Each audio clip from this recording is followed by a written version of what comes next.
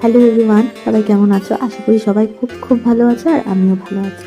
এখন যা ঠান্ডা পড়েছে, এই ঠান্ডার মধ্যে তো অলমোস্ট সবার পিকনিক করা হয়ে গেছে।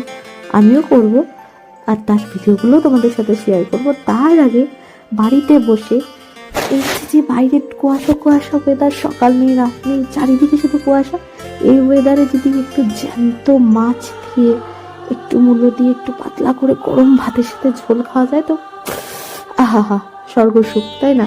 কিন্তু আমার তোমার দুদিনের ছোকরার কথাতে এই বজরি ট্যাংরাগুলো আর বাজারে হানা দেবে না।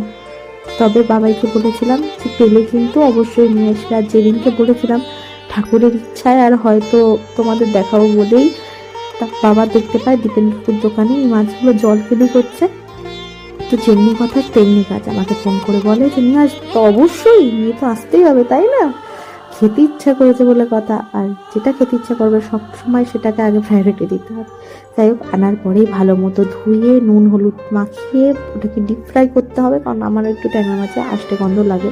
তাই তারপরে আঙুলের মতো আলু কেটে মূলো কেটে ওটাকে ভালো করে ধুয়ে ভালো করে ফ্রাই করে ওর মধ্যে কাঁচা টমেটো 4 টুকরো করে দিয়ে দেন হলুদ গুঁড়ো, ধনে গুঁড়ো, জিরে গুঁড়ো আর একটু হালকা লঙ্কা গুঁড়ো মিশিয়ে একটা পেস্ট বানিয়ে সেটা দিয়ে ভালো করে কষাতে হবে। তার কিছুক্ষণ পরে আদা পেস্ট আর লঙ্কা পেস্টটা দিয়ে ভালো করে কষাতে হবে যতক্ষণ না মশলা থেকে জল বেরিয়ে আসছে আর মশলাগুলো 90% সিদ্ধ হয়ে আসছে। যখন দেখবে এরকম সিদ্ধ হয়ে আসছে আর তেল বেরিয়ে আসছে, তখন জলটা দিয়ে ভালো করে ফুটাতে হবে যতক্ষণ না জলে সে বাবলসগুলো চলে আসে, যাকে বাংলা ভাষায় বলে বলক।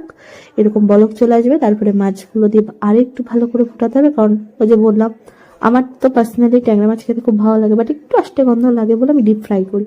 ডিপ ফ্রাই করলে একটু ভালো মতো ভালো করে রাখতে অনেকক্ষণ টাইম নিয়ে ঝোলটাকে ফুটাতে হয়।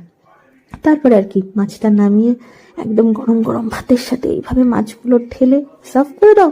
আর রান্নাটার ট্রাই করলে অবশ্যই আমাকে জানিও কিন্তু।